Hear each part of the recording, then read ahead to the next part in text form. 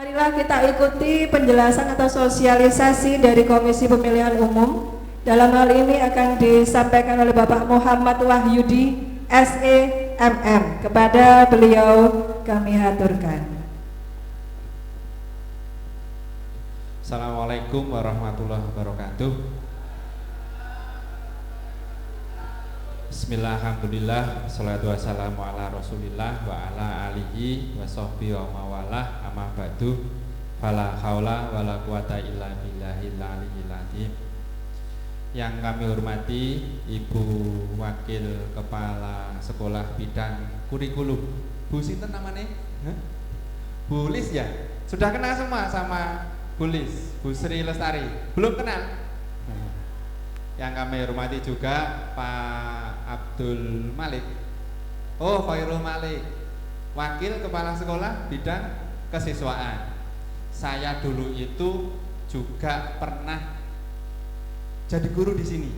Jadi anak buahnya Pak Malik juga anak buahnya Bu Lis. Lah hari ini datang ke sini karena beliau itu senior saya, minta saya datang ke sini, maka saya wajib untuk datang ke sini.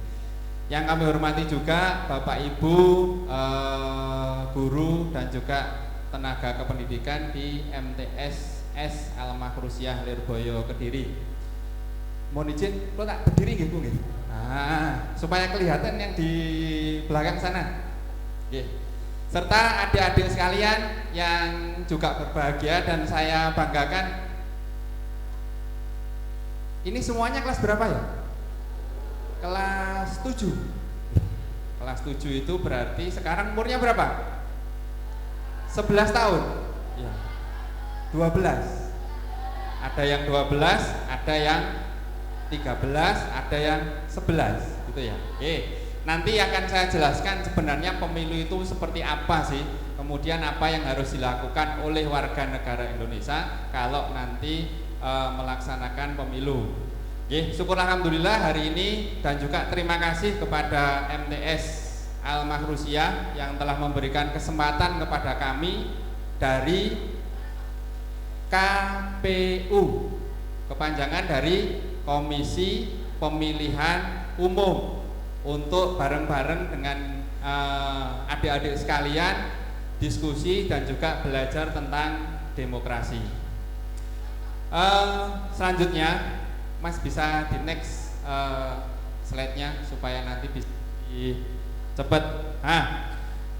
Kalau adik-adik itu pernah dengar kata-kata demokrasi, demokrasi bukan demokrasi. Kalau demokrasi itu demo yang rusuh gitu, itu namanya demokrasi. Tapi di sini nanti yang kita pelajari atau yang kita bahas itu namanya demokrasi. Dulu pada saat adik-adik bayi pernah nangis kan? Pernah kan? Ya. Bayi itu nangis itu biasanya satu, pipis, ya kan? Dia kan nggak bisa ngomong, minta ganti popok, akhirnya dia nangis. Kemudian kalau lapar juga nangis, ya kan? Kalau ngantuk juga nangis. Lapar, ngantuk, pipis itu kan keinginan mereka atau keinginan bayi-bayi itu. Sama dengan adik-adik di sini. Misalnya kalau kiriman uangnya terlambat, nangis gitu. Kemudian lapor ke orang tuanya, minta dikirimi. Itu adalah contoh dari demokrasi juga. Ya kan? Mengeluarkan pendapat, mengeluarkan suara, cuman caranya kan beda-beda. Ada yang caranya nangis, ada yang caranya telepon orang tuanya, ada yang caranya ngobrol sama guru-gurunya, ada yang kemudian menyampaikan aspirasinya lewat wakil kepala sekolah dalam rangka itu. Nah, itu juga salah satu contoh dari demokrasi. Jadi kalau ada bayi nangis, itu adalah bagian dari demokrasi. Tetapi sebenarnya kalau kita ngomong tentang demokrasi yang sebenarnya itu adalah demos itu artinya rakyat, kemudian kratos itu adalah pemerintahan negara. Itu kratos. Jadi kalau kita ngomong demokrasi, itu adalah pemerintahan yang dari rakyat. Kemudian kalau dipanjangkan lagi, demokrasi itu adalah dari rakyat, untuk rakyat, dan oleh rakyat. Itu yang dikatakan sebagai demokrasi. Jadi pemerintahan yang dari rakyat, oleh rakyat, dan untuk rakyat itu dikatakan sebagai demokrasi. Apakah di Indonesia ini merupakan negara demokrasi? Jawabannya iya. Sebabnya apa? Ada yang tahu? Apa kira-kira sebabnya? Mengapa Indonesia itu dikatakan sebagai negara yang demokrasi? Satu, karena memiliki DPR, memiliki presiden. Nah, itu dikatakan sebagai demokrasi. Mengapa? Karena DPR ataupun presiden itu dipilih oleh rakyat. Adik-adik sudah pernah milih atau belum? Belum. Milih pacar? Milih pacar sudah pernah apa belum? Belum. Milih teman? Milih ketua kelas? Pernah kan? Nah, itu adalah bagian dari demokrasi. Kenapa harus ada ketua kelas? Supaya kalau misalnya mau menyampaikan usul itu tidak bareng-bareng semuanya ke Pak Malik atau ke Bulis, cukup ketua kelasnya. Itu adalah bagian dari demokrasi, dari siswa, oleh siswa, dan untuk siswa. Itu memilih ketua kelas. Dan bocoran dari Pak Malik tadi, besok itu katanya mau ada pemilihan ketua OSIS ya. Ketua kelas apa ketua OSIS? Wah, ketua OSIS besok. Nah, itu juga merupakan bagian dari demokrasi. Demokrasi itu pertama kita punya wakil. Cirinya demokrasi itu pertama kita punya wakil. Siapa wakil itu? Ya ketua kelas, ya ketua OSIS. Itu namanya wakil dari siswa. Yang kedua cirinya adalah berdasarkan pada aspirasi dan kepentingan masyarakat. Kita milih ketua kelas. Ketua kelas itu tugasnya apa sih? Ada yang tahu? Siapa yang di sini jadi ketua kelas? Coba angkat tangan. Yang jadi ketua kelas? Ada? Ketua kelas? Hah? Ketua kelas? Namanya siapa, Mas? Bintang. Tugasnya ketua kelas itu apa?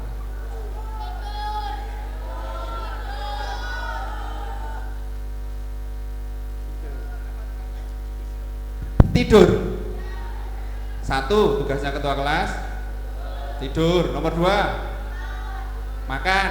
Yang tiga, yang keempat, bolos. Itu kok semua tugas pribadi. Sekarang yang tugasnya untuk kelas apa? Satu, membagi jadwal piket, ya kan? Ya. Yang kedua, kalau ada guru belum datang, jemput ke ruang guru, benar? Ya. Nomor tiga, mengambil absen, nah, dan lain-lain. Bayangkan kalau seandainya mengambil absen itu semua satu kelas harus bareng-bareng ke ruangannya Pak Malik, kan jadi repot kan Pak Maliknya. 1000 siswa tiap siang gini mau masuk kelas, mampir dulu ke ruangannya Pak Malik ngambil absen. Nah, atau mampir ke ruang guru ngambil absen, kan jadi repot. Maka kemudian ada satu orang yang disebut dengan wakil dari kelas. Itu namanya ketua kelas. Itu yang disebut dengan demokrasi. Yang ketiga, berdasarkan konstitusi atau undang-undang. Kalau di kelas itu ada aturan enggak? Satu, aturannya apa? Tidak boleh bolos. Yang kedua, tidak boleh terlambat. Yang ketiga, tidak boleh makan di kelas. Nomor 4, apa? Tidak boleh tidur. Nomor 5, ketua kelas tidak boleh bolos. Kalau seandainya melanggar, sama Pak Malik dihukum enggak? Atau sama Bulis dihukum enggak? Dihukum ya? Nah, itu yang disebut dengan konstitusi atau undang-undang atau aturan. Nah, maka dari itu kelas atau sekolah itu juga merupakan bagian dari demokrasi, karena di dalamnya pasti ada aturan. Kemudian yang berikutnya menyelenggarakan pemilu. Besok kita akan melaksanakan pemilihan ketua OSIS. Itu adalah contoh dari pemilu yang ada di negara yang disebut dengan MTS Al-Maghrusiyah, atau wilayah atau lingkup yang disebut dengan MTS Al-Maghrusiyah. Oke, siapa yang besok pengen jadi ketua OSIS? Ada yang mau jadi ketua OSIS? Coba maju yang pengen jadi ketua OSIS. Walaupun toh belum boleh ya Pak Malik ya, kelas 7. Nah, sudah boleh Bu. Boleh enggak Pak Malik kelas 7? Coba yang pengen jadi ketua OSIS maju. Ada yang mau? Ayo.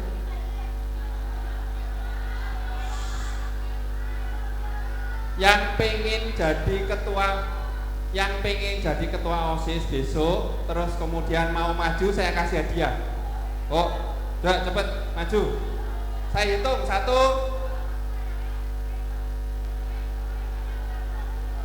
Ayo, maju. Ada yang mau jadi ketua OSIS? Yang belakang, ada yang mau jadi ketua OSIS? Maju.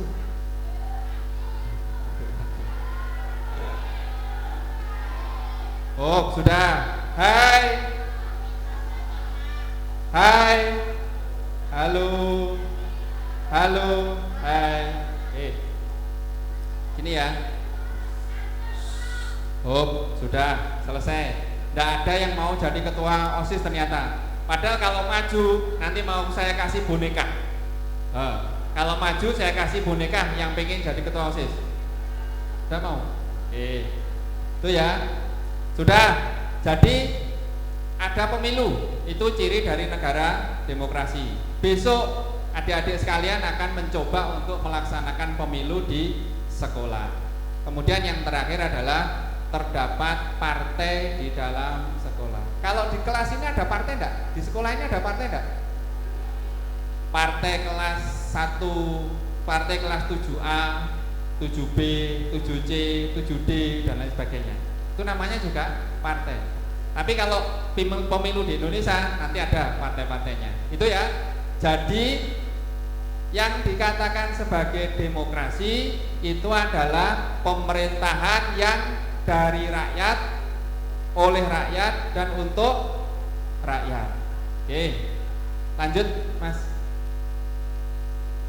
Nah, kemudian karena salah satu ciri dari demokrasi itu adalah pemilu, ciri dari demokrasi salah satunya itu adalah negara tersebut melaksanakan pemilu. Maka pemilu itu adalah sarana kedaulatan rakyat untuk memilih wakil-wakilnya yang berdasarkan pada undang-undang. Termasuk yang akan dipilih adalah presiden dan wakil presiden, kemudian DPR, DPRD provinsi, DPRD kabupaten kota, dan DPD. Besok adik-adik sekalian mau memilih ketua OSIS, itu juga dikatakan sebagai pemilu di sekolah. Makanya kalau seandainya besok pemilu, maka benar-benar pilih calon ketua OSIS yang sesuai dengan harapan adik-adik sekalian. Kadang-kadang kan milih, pokoknya yang paling jelek dipilih, yang paling ganteng dipilih, yang perempuan dipilih, yang laki-laki karena senangnya perempuan maka yang dipilih perempuan, yang perempuan karena senangnya laki-laki yang dipilih pokoknya laki-laki. Itu keliru. Yang benar adalah kalau mau milih calon, pastikan bahwa adik-adik sekalian paham tentang calon tersebut. Lihat tingkah lakunya di kelas, pernah enggak buat pelanggaran, pernah bolos enggak, pernah enggak ngerjakan PR dan lain sebagainya. Pastikan bahwa calon-calon ketua OSIS itu yang sesuai dengan harapan, punya akhlakul karimah, amanah dan lain sebagainya, dan bisa menjadi ketua yang nanti akan menyampaikan aspirasi dari siswa itu kepada sekolah. Itu cirinya. Jadi besok pemilihan ketua OSIS itu merupakan pemilu atau pemilihan umum yang ada di sekolah. Lanjut Mas. Nah, ini pemilu. Kalau kita ngomong pemilu yang sebenarnya, ada orang yang ngomong itu negatif, ada orang yang ngomong itu positif. Sama dengan di sekolah. Pemilihan ketua OSIS, kenapa sih repot-repot harus pemilihan ketua OSIS?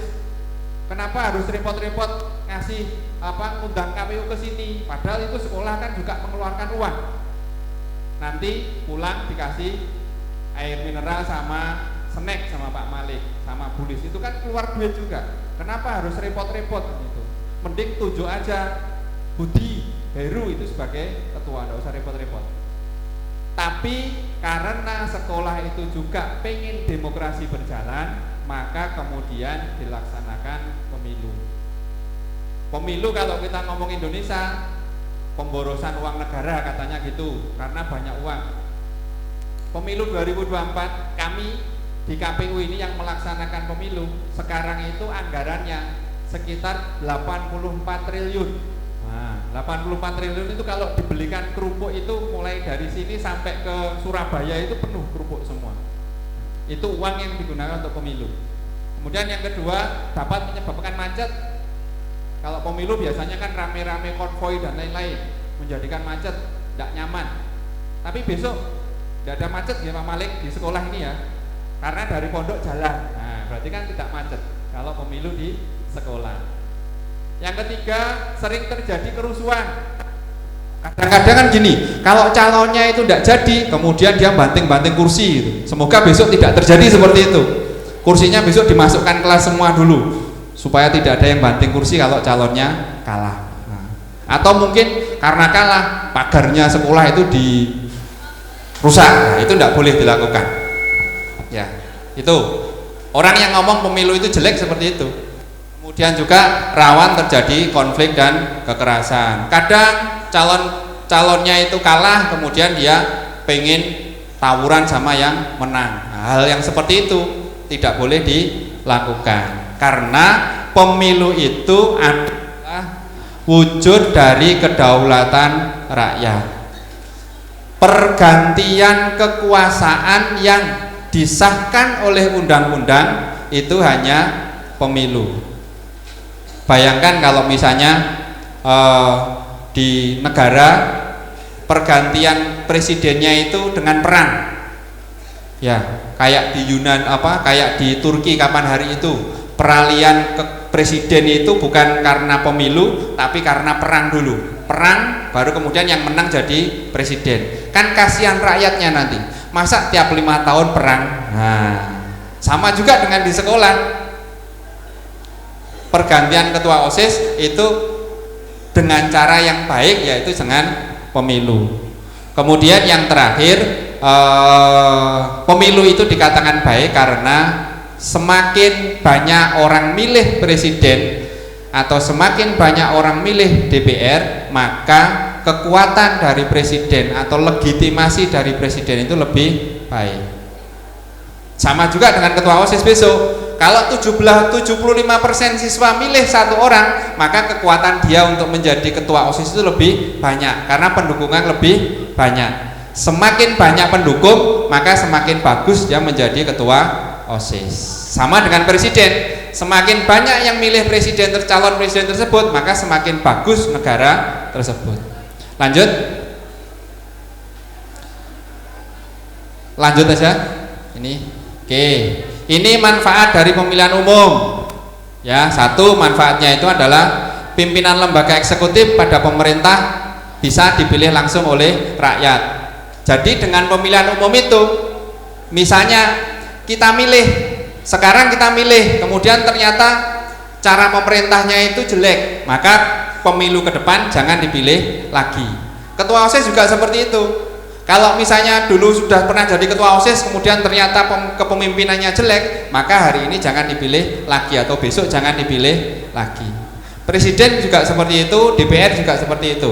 Jadi dengan pemilu ini kita nanti bisa memilih calon-calon kita. Lanjut Mas. Nah, Kemudian di dalam pemilu ada istilahnya itu azas pemilu. Ya. Azas pemilu itu ada 6. Ya.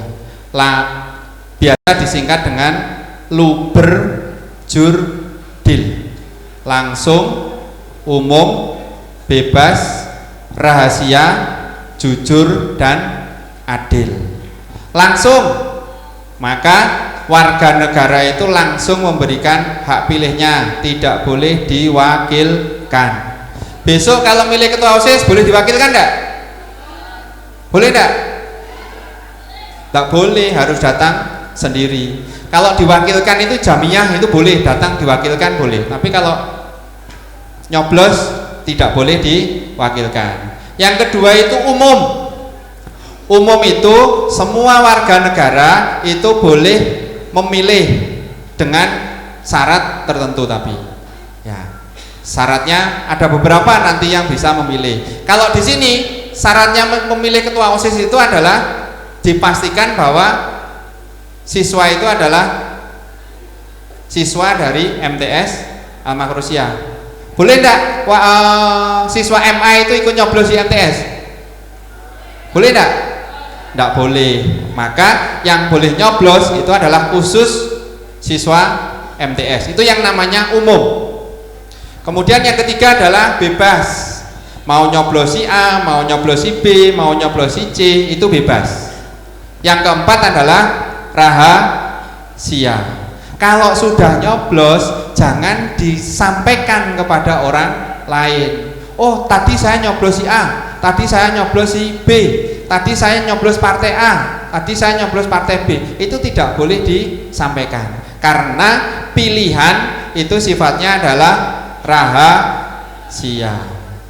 Jadi kalau besok ada calon yang namanya Budi misalnya, kalau udah nyoblos Budi jangan disampaikan ke teman-temannya, tadi saya nyoblos Budi, tadi saya nyoblos Budi. Itu tidak boleh karena pilihan itu adalah rahasia. Kemudian yang berikutnya adalah jujur. Jujur ini bagi penyelenggaranya. Besok itu ada panitia enggak sih untuk pilihan ketua OSIS? Ada kan? Maka panitianya itu harus jujur, tidak boleh memihak salah satu calon. Sama dengan saya di KPU itu juga harus jujur, tidak boleh memihak partai tertentu atau calon presiden tertentu. Yang terakhir adalah adil. Adil itu juga bagi penyelenggara pemilu. Ya, sama besok panitia ketua OSIS harus adil. Kalau misalnya mau ngasih waktu untuk kampanye, maka semua calon harus dikasih waktu untuk kampanye. Kalau misalnya semua siswa boleh nyoblos, maka semua juga harus boleh nyoblos. Jangan kemudian yang belum bayar SPP kemudian tidak boleh nyoblos, itu tidak boleh. Ya. Yang bangkong tidak boleh nyoblos itu juga tidak boleh. Tapi semuanya harus nyoblos. Itu namanya adil bagi penyelenggara pemilu. Jadi sekali lagi, pemilu itu langsung, umum, bebas, rahasia, jujur dan adil. Ada 6 itu. Lanjut Mas. Oke. Nah kemudian kalau kita membicarakan tentang pemilu, pemilu itu ada 3 lembaga yang melaksanakannya. Pertama adalah KPU. KPU itu kayak saya sama teman-teman saya, itu namanya adalah KPU, Komisi Pemilihan Umum. Tugasnya apa? Tugasnya adalah melaksanakan pemilu.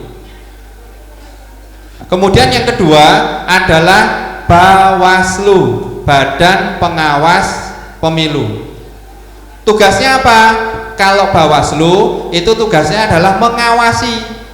Kalau ada peserta pemilu yang melanggar, maka Bawaslu yang memberikan sanksi. Calon presiden ada yang melanggar, maka yang memberikan sanksi adalah Bawaslu.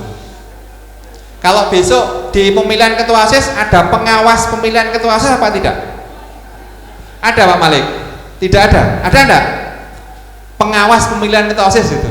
Nah, harusnya diadakan supaya besok kalau ada calon yang bagi-bagi jajan pada saat mau coblosan itu ada yang nangkap. Jadi istilahnya polisinya pemilu itu namanya Bawaslu. Kalau ada yang melanggar, maka yang menilang adalah Bawaslu. Besok di pemilihan ketua OSIS, kalau bisa ada gitu. Jadi kalau ada calon ketua OSIS yang curang, maka tuh, misalnya curangnya gini, ada yang ngomong, kalau tidak milih saya, besok di pondok saya pukul. Nah gitu. Kalau tidak milih saya, besok saya tidak kasih jatah makan. Nah itu kan salah, atau kampanye yang tidak baik. Nah itu kalau di KPU, kalau ada calon yang seperti itu, yang menertibkan atau yang memberi sanksi namanya Bawaslu, Badan Pengawas Pemilu. Kemudian yang terakhir ada DKPP, Dewan Kehormatan Penyelenggara Pemilu. Jadi kalau ada KPU atau Bawaslu yang tidak adil, tidak jujur, melanggar aturan, itu yang akan menghukum adalah DKPP, Dewan Kehormatan Penyelenggara Pemilu. DKPP-nya di sini siapa untuk pemilihan ketua OSIS? Ya Buli sama Pak Malik. Kalau ada panitianya yang curang, misalnya bawa kertas suara atau surat suara sendiri, dicoblosi sendiri, dimasukkan kotak sendiri gitu. Nah, itu nanti yang menghukum adalah Buli sama Pak Malik sebagai DKPP-nya, Dewan Kehormatan Penyelenggara Pemilu. Itu ya. Oke, lanjut lagi. Ini pemilu di Indonesia. Jadi pemilu di Indonesia itu mulai tahun 55 sampai dengan besok tahun 2024. Ada yang tahu pemilu tahun 2024 besok dilaksanakan tanggal berapa? Angkat tangan, coba yang tahu. Coba yang tahu pemilu tahun 2024 dilaksanakan kapan? Maju, sini. Maju, ya, maju. Nah, maju. Namanya siapa? Ahmad Fatan Nailul Izam Fanani. Ahmad, ada toko panjang namamu. Ahmad Fatan.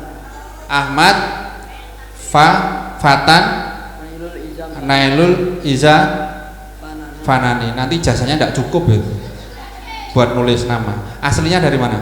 Nganjuk. Nganjuknya mana? Prambon. Prambon. Biasanya dipanggil siapa namanya? Fatan. Fatar. Fatar ini rumahnya Prambon, Nganjuk. Pemilu tahun 2024 digelar tanggal berapa, bulan apa, tahun berapa?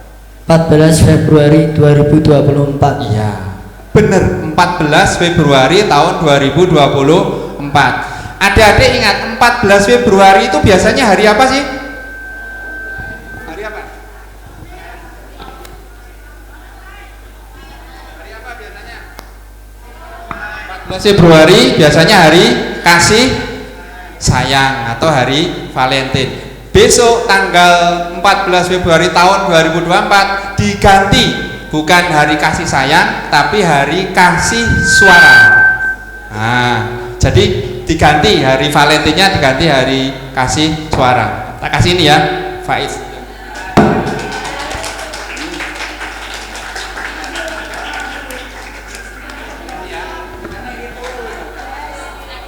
Nah, itu benar. Jadi bisa untuk tidur di pondok itu. Nah, kalau pemilu di Indonesia dilaksanakan 14 Februari tahun 2024.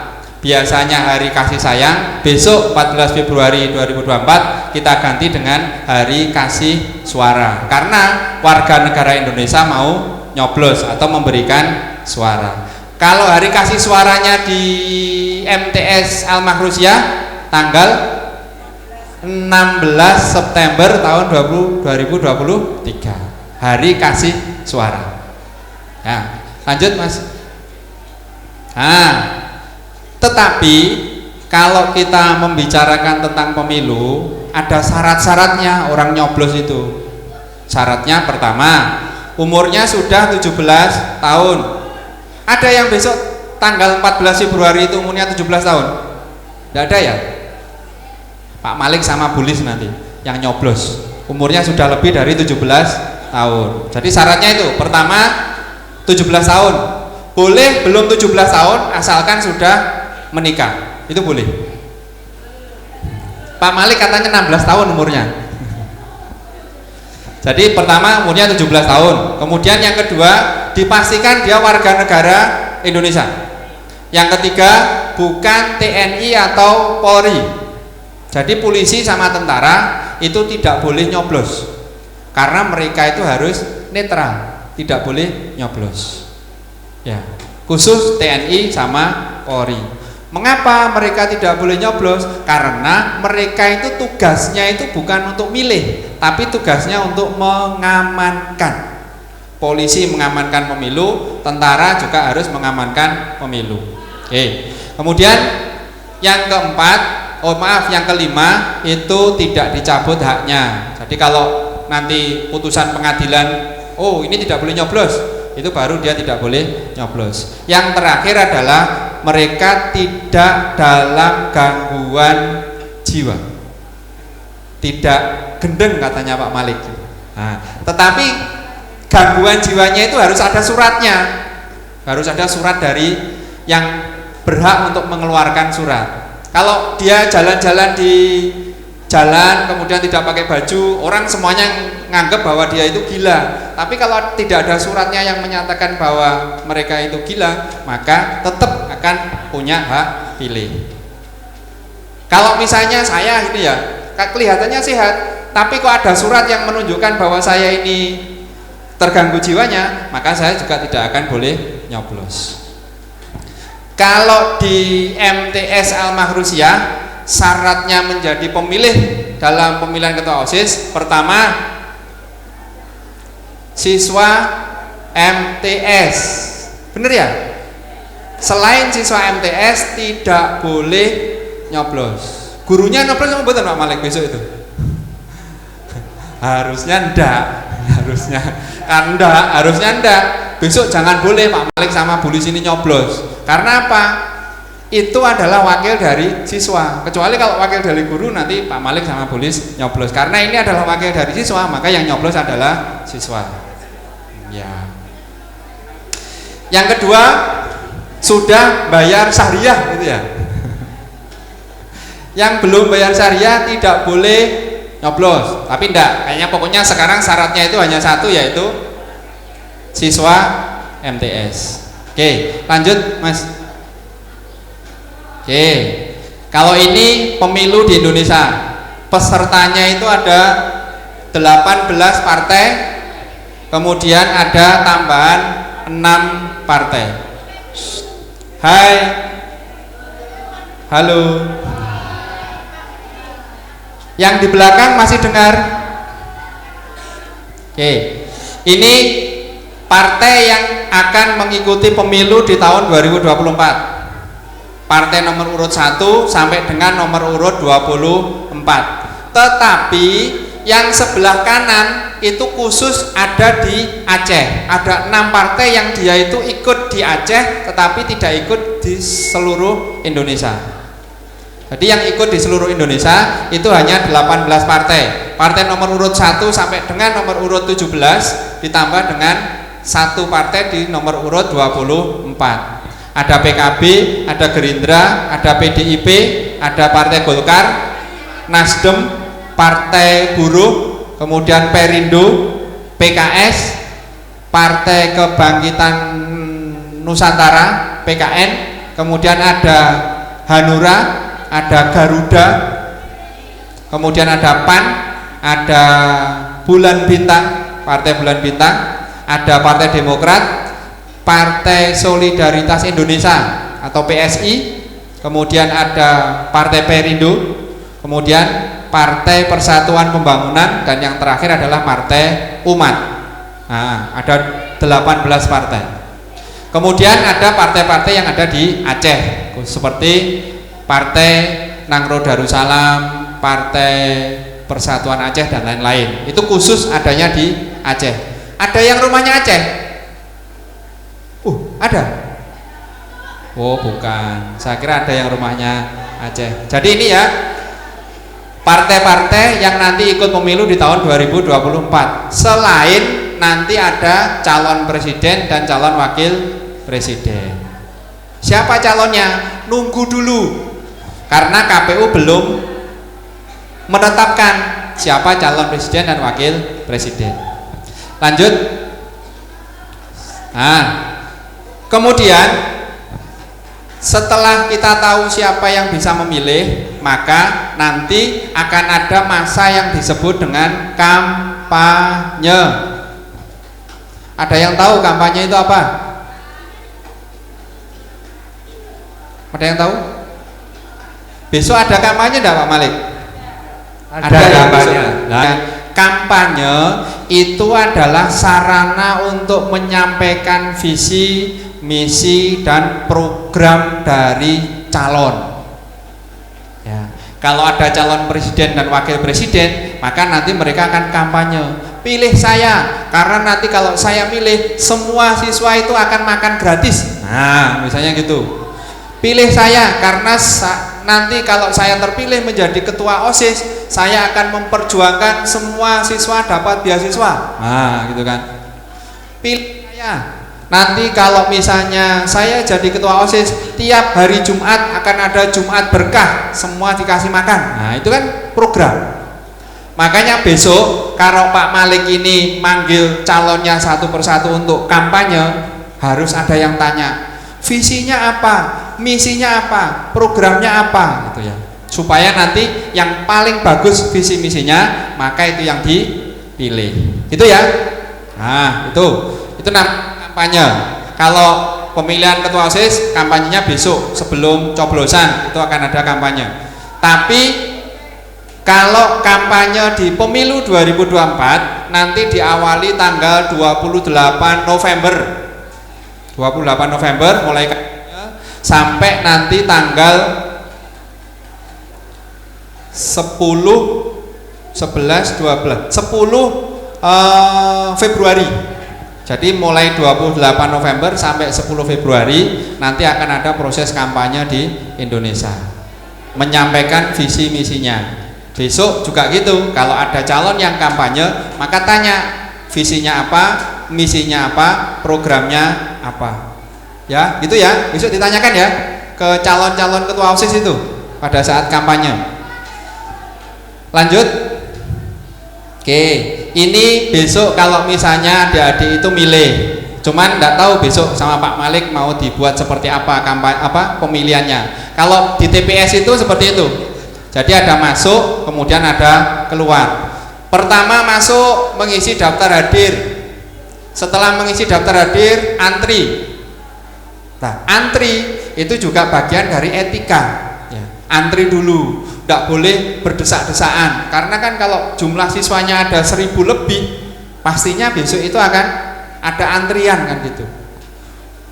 Saling menghargai itu adalah salah satu dari ciri